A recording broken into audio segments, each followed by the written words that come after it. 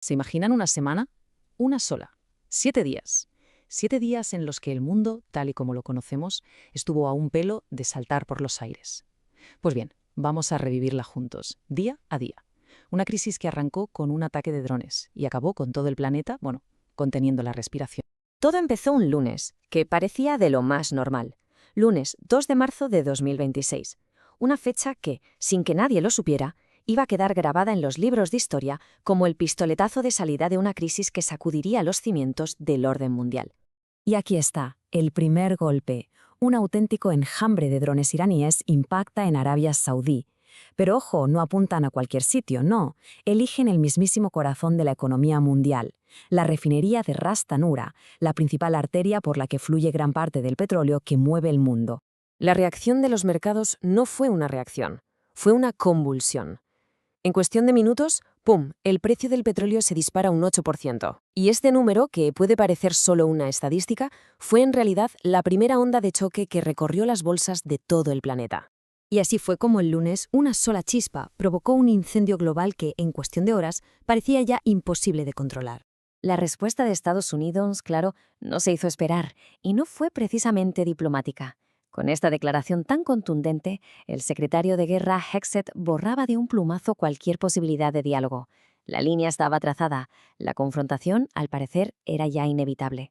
A ver, para entender la magnitud de lo que estaba pasando, hay que mirar aquí, al estrecho de Hormuz. Esto no es solo un trozo de mar, es literalmente la yugular energética del planeta. Una quinta parte de todo el petróleo mundial pasa por este cuello de botella. Cerrarlo no es una amenaza cualquiera, es un jaque mate a la economía global. Y entonces Irán lanzó su órdago. Así, sin más. Con esta amenaza tan directa, tan brutal, el estrecho de Hormuz quedaba, de facto, cerrado. El flujo de energía global se detuvo en seco. Claro, esta crisis militar no se iba a quedar solo en el campo de batalla. Provocó un auténtico tsunami financiero que golpeó los mercados de todo el mundo y con ellos, pues los ahorros y las pensiones de millones y millones de personas. El pánico se hizo viral. Fijaos bien en esta gráfica porque es que es el instinto puro del mercado en acción. Mientras el petróleo y el gas se disparaban por el miedo a la escasez, el dinero huía despavorido hacia el único lugar seguro que conoce, el oro, que llegó a superar los $5.400. Es la clásica estampida, del riesgo hacia la seguridad. Y claro, si el dinero se iba a los refugios, ¿de dónde salía?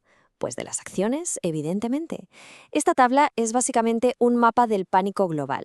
Caídas en picado desde Estados Unidos hasta Japón. Empresas perdiendo miles de millones de valor en cuestión de horas. Nadie, absolutamente nadie, se libró de la sangría. Lo que vimos fue una división brutal en el mercado. El dinero huyó en masa de los sectores que dependen de la estabilidad y del crecimiento, como las aerolíneas o la tecnología, para refugiarse en lo único que funciona en tiempos de guerra: defensa, energía y, por supuesto, los valores seguros. Y si hay una cifra que resume el caos logístico de esa semana, es esta: un 650% de aumento. Eso fue lo que subió en un solo día el coste de transportar gas natural licuado. Un colapso total en las cadenas de suministro que, antes o después, se traduce en facturas más altas para todo el mundo.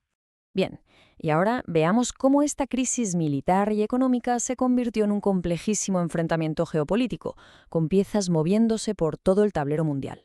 Mientras los mercados se hundían, la retórica bélica alcanzaba su punto más álgido. Con estas palabras, el presidente Trump confirmaba que no se trataba de una simple escaramuza, sino de una operación a gran escala para aniquilar la capacidad naval de Irán. La velocidad de la escalada fue sencillamente vertiginosa. El lunes, Irán cierra el estrecho. El martes, en una decisión que sorprendió a todo el mundo, Estados Unidos rompe lazos comerciales con España, un aliado. El miércoles parece que hay un resquicio de esperanza con rumores de negociación, pero se esfuma por completo el jueves, cuando la zona es declarada oficialmente zona de guerra. En solo 4 días, el mundo había cambiado por completo. Y en medio de toda esta tensión, la respuesta internacional se resquebrajó. En lugar de ver un frente unido, lo que vimos fue a aliados tradicionales como España tomando distancia, a potencias como China pidiendo calma y a otros actores, moviendo sus propias fichas. La alianza occidental estaba visiblemente fracturada. Y así llegamos al viernes, el final de una semana de auténtico infarto. Cuando parecía que ya nada más podía pasar, llega un nuevo golpe, totalmente inesperado, esta vez desde el frente puramente económico.